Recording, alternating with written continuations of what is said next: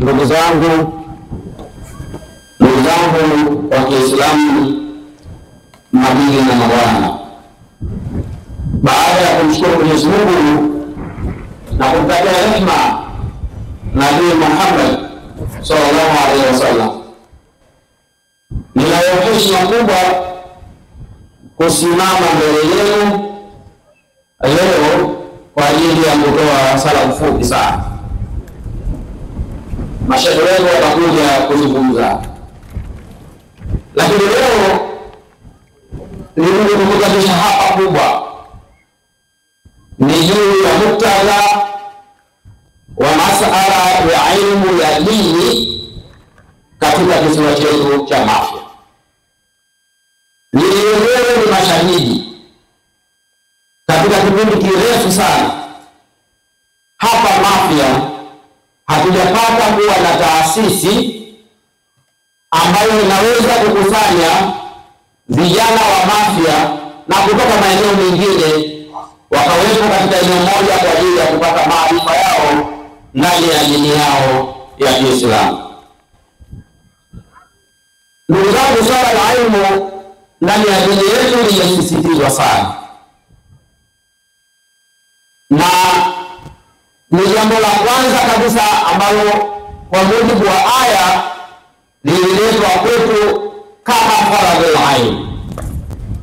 Aya ya kwanza kabisa aliyoshushiwa mtume wetu ilikuwa inasema ikra,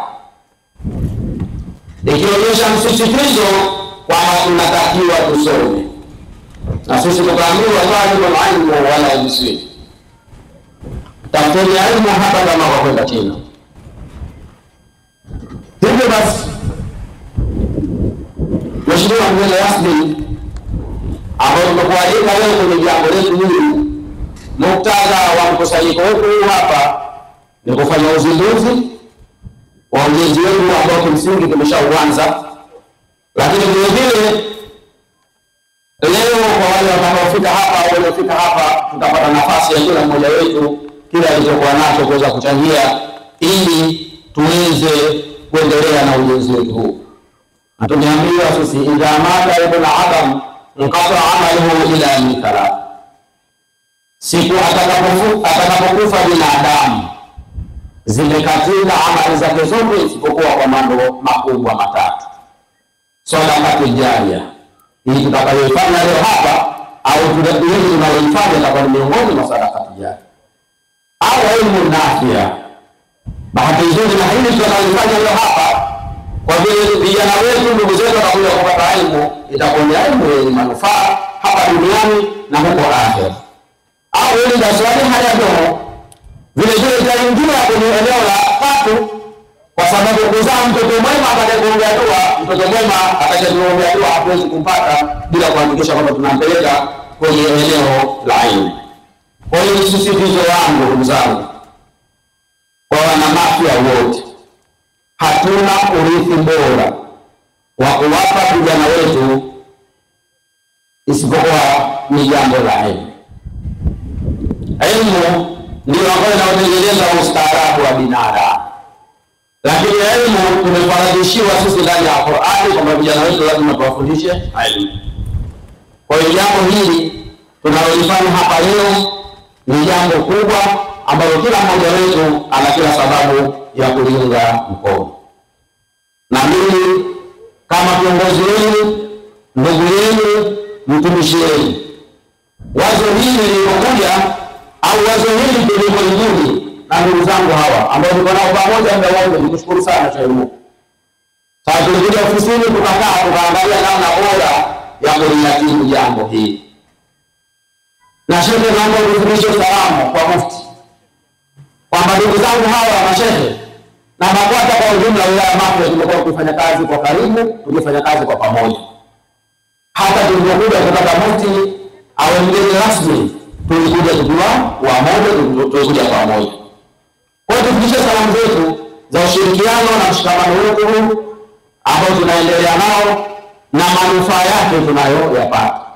Walipeleka waziri kwangu kwamba tunataka kufanya jambo hili au kufanya jambo hili, tulishirikiana kwa pamoja na mimi niliwashika mkono sawa sawa. Kwa hiyo zangu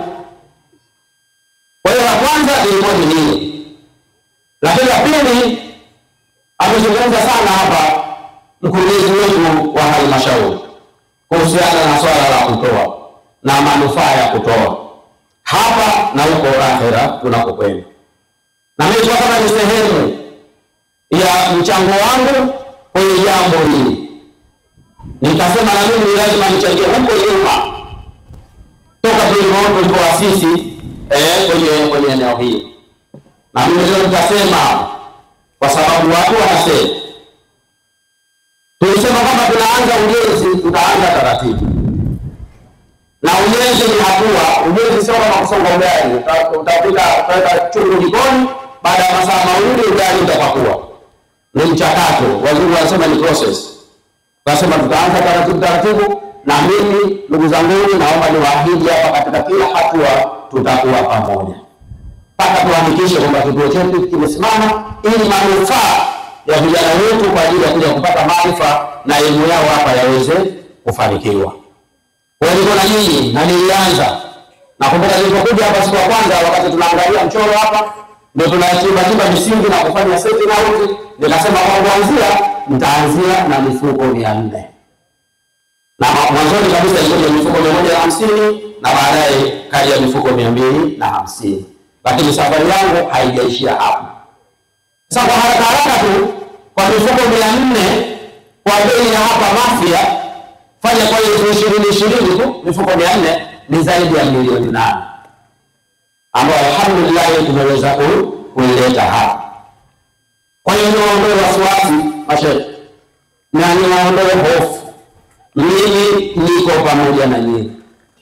Wala msitende bidii yenu kwa karanga za kuonjeshwa tunasema.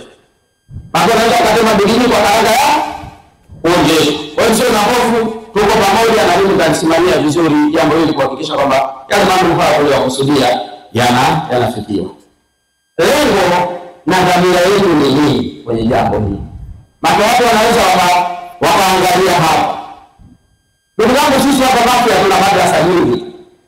Nyingine ziko kwenye majumba ya watu, nyingine ziko misikitini, nyingine ziko kwenye maeneo mengine ambayo yamejengwa kama madrasa maalum. Lakini watoto wetu wale maarifa yale ambayo tunawafundisha kule, wanafundishwa tu ama wengine wanafundishwa tu msahafu, akimaliza juzu zake 10 20 basi amemaliza. Ile maarifa mengine fiqh, tauhid, tafsiri ya Qur'ani, mahala pa kwenda kupata taaluma hiyo hapo maelewa haya. Vijana wetu wengi sana wanaondoka hapo kwenda Zanzibar, wanakwenda Tanga, Tamta na maeneo mengine. Wengine wanatoka kwenda Mombasa na maeneo mengine kwa sababu chuo kikubwa au taasisi kubwa ya kufundisha taaluma hizo kwa hapa inakuwa hapo. Sasa ikaja wazo kwamba ni lazima tuwe na kituo kitakachowezesha vijana wetu wale wanaotoka maeneo mbalimbali katika vijiji, tutawaweka katika sehemu moja na kupata elimu yao ya Kiislamu. Kwa hiyo hayo ndio yalikuwa malengo yetu. Lakini chuo hiki kitakapokamilika na leo tunaona ukiangalia kwenye mchoro ule tutakufundisha baadaye ni rasmi, unaona ile layout plan, site plan yetu itakapokuwa itakuwa ni taasisi kubwa. Ukiondoa madarasa yatakuwepo majengo ya utawala, msikiti, lakini kutakuwa na mabweni, mabwalo ya chakula na vitu kama hivyo.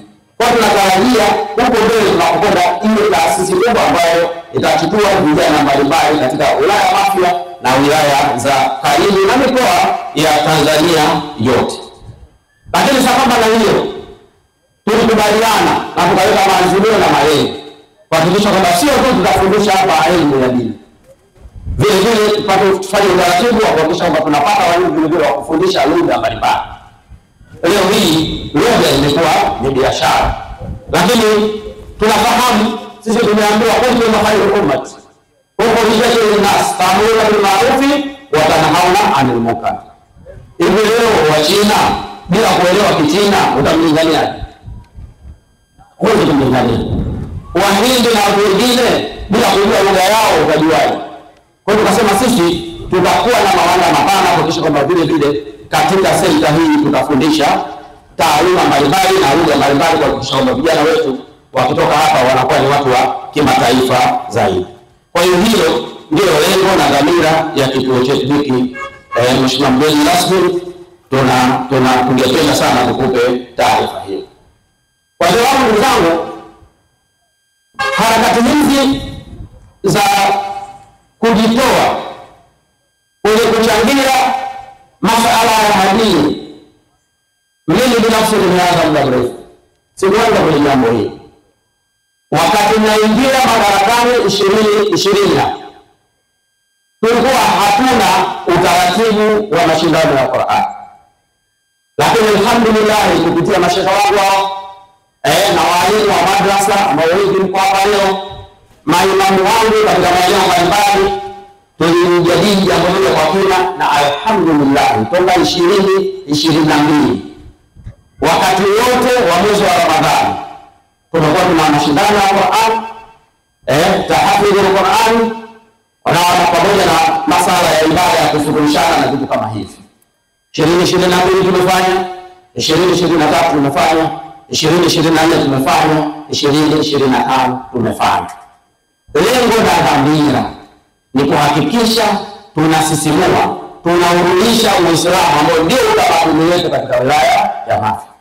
Sasa hivi ni vichocheo vya kuhakikisha kwamba tunawarudisha vijana wetu kwenye mstari, na hatuwezi kupata raia wema ambao hawana mafunzo mazuri ya dini. Kwa hiyo tunakwenda na programu hizo kuhakikisha kwamba Mafia hii inasimama vizuri katika maeneo yote, sio tu katika elimu ile ya darasani kule kwenye maeneo mengine, bali vile vile kwenye elimu yetu ya dini. Kwa hiyo tunafanya haya kwa dhamira ya dhati kuhakikisha kwamba vijana wetu wanakuwa na msimamo katika dini. Sasa wakati tunaendelea na programu hizo za muda mfupi, ni lazima tuwe na programu hii ya muda mrefu ili kuhakikisha mambo yetu yanakaa sawa sawa. Mheshimiwa mgeni rasmi, tarehe 19 na tarehe 20 mwaka huu mwezi wa Januari, 18, 19 na 20 Januari 2025 tulikutana pale Dodoma kwenye mkutano mkuu wa Chama cha Mapinduzi Taifa. Na katika mkutano ule wajumbe wote 1924 waliridhia na kupitisha jina la Daktari Samia Suluhu Hassan kuwa ndio atakayepeperusha bendera ya Chama cha Mapinduzi kwa nafasi ya urais wa Jamhuri ya Muungano wa Tanzania. Takbiri. Ndugu zangu, amani tunayoiona, amani tunayoiona, usalama tunaouona ni kwa sababu ya uwepo wa Chama cha Mapinduzi, lakini uwepo wa Rais Daktari Samia Suluhu Hassan.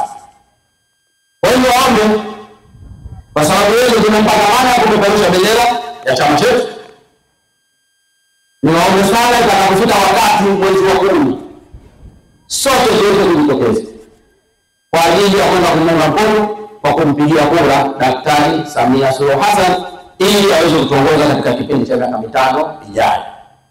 Lakini katika kauli vile kulipitisha Daktari Emmanuel Nchimbi kwa mgombea mwenza kwa nafasi ya Rais Tanzania Bara, na kule Zanzibar Daktari Hussein Ali Mwinyi kwa mgombea kwa upande wa Rais wa Zanzibar na mwenyekiti wa Baraza la Mapinduzi.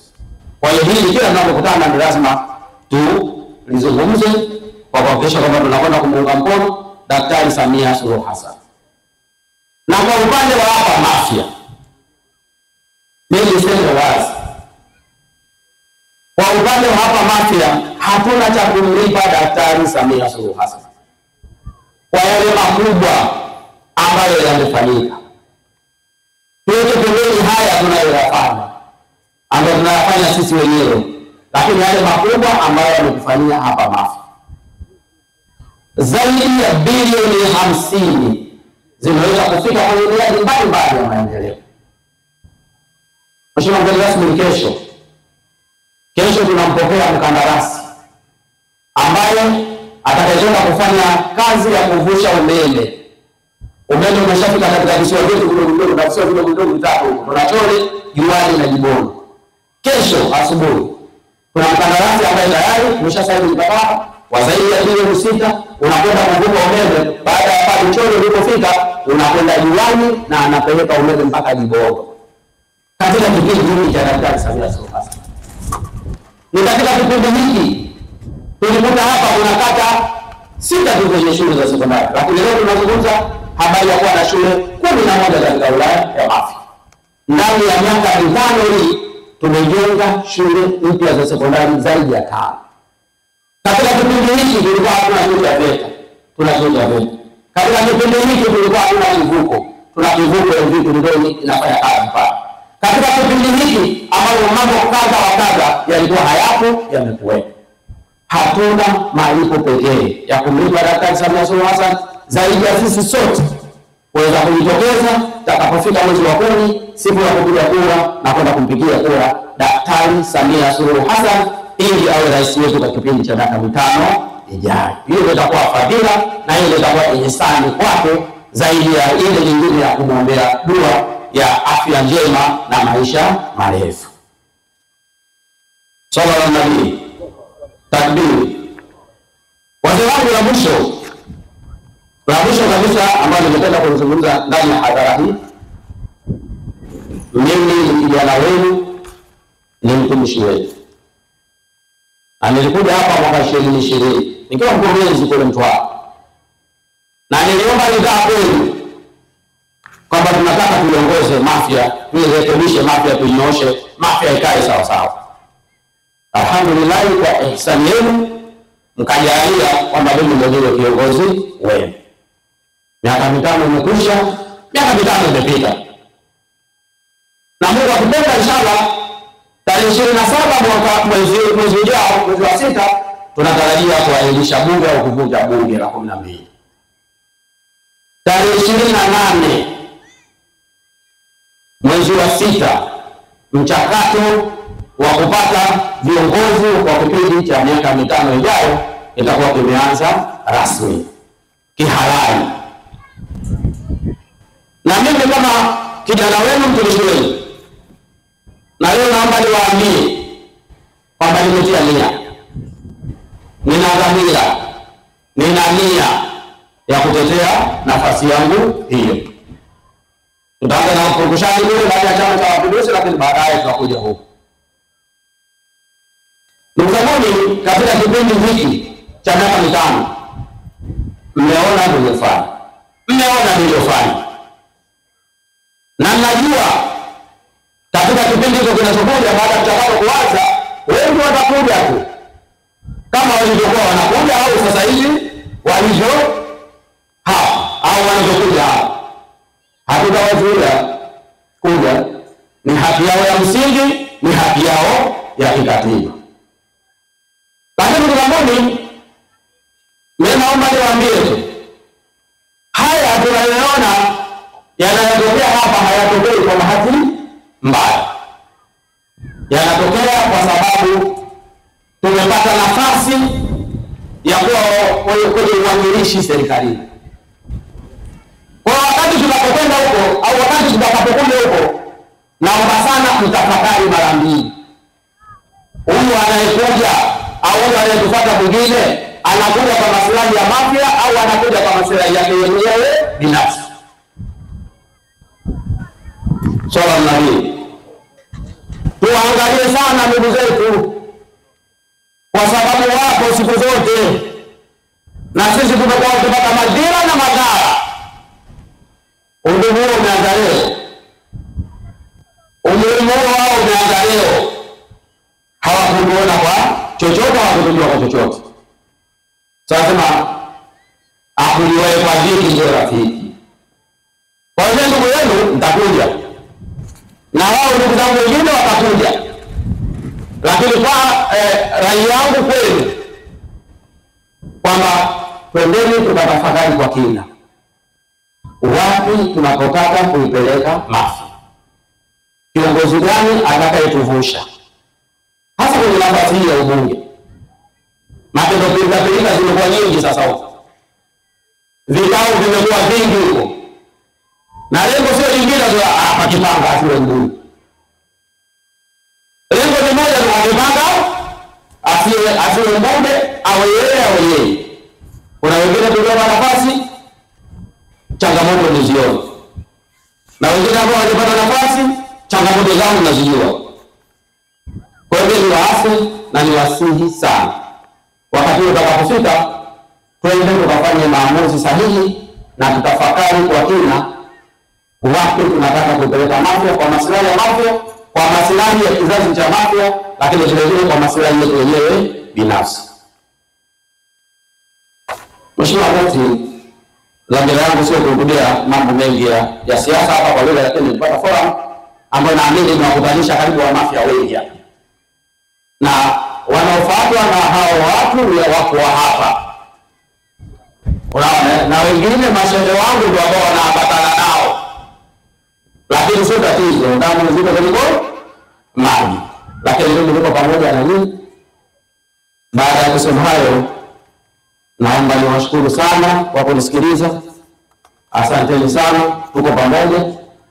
Sheikh, kwa sababu baadaye tutakuwa na nafasi ya kuitisha harambee hapa, kila mmoja wetu atakuwa na nafasi ya kuchangia, na mimi vile vile pamoja na hayo ya nyuma, lakini tutachangia. Lakini niliwaambia mashehe, jambo hili ni jambo langu, ni jambo letu. Kwa hiyo tunafanya tathmini ya michoro hii vizuri, tumeshapata gharama zake, tumewatafuta vile na wadau wengine pamoja na wadau wa Mafia hapa, lakini alhamdulillah tumepata na wadau wengine wengi. Kwa hiyo jambo hili kuondoa hofu, kuondoa wasiwasi, litakamilika. Tunataka hapa baada ya mwaka mmoja uje hapa utuzungulie wakati wanafunzi wakiwa hapa ndani. Leo tunaweka jiwe la msingi, lakini tunatengeneza siku ya kufanya uzinduzi, na inshallah mimi nitakuwa bado niendelee kwa bunge kwenye eneo hili. Tutakupokea hapa kwa bashasha. Wakati huo mtoto wetu tayari tumeshaanza kufanya kazi na vijana utawakuta hapa. Kwa hiyo sisi tutakwenda kusimamia vizuri, na mimi inshallah baada ya mambo yote vile vile nitachangia hapa. Ahadi yangu mimi mwenyewe binafsi, hiyo sio kutoka kwa watu wengine au ambao nachangia, nitachangia milioni 10. Nitachangia milioni 10 kwa hiyo jambo hili, kuhakikisha kwamba jambo letu hili linakwenda vizuri, na tulishaongea na shehe kwa sababu ya majengo yanatakiwa kupauliwa, yanatakiwa kuongezeka. Na mimi nilisema kwamba tutabeba dhamana ya kuhakikisha tunaleta mbao. Kwa hiyo kwenye ile shehe ile milioni 10 tunazungumza ni yale mambo ambayo tulisema tutayafanya kwa ajili ya kuleta mbao hapa pamoja na mabati yake, lakini na kugharamia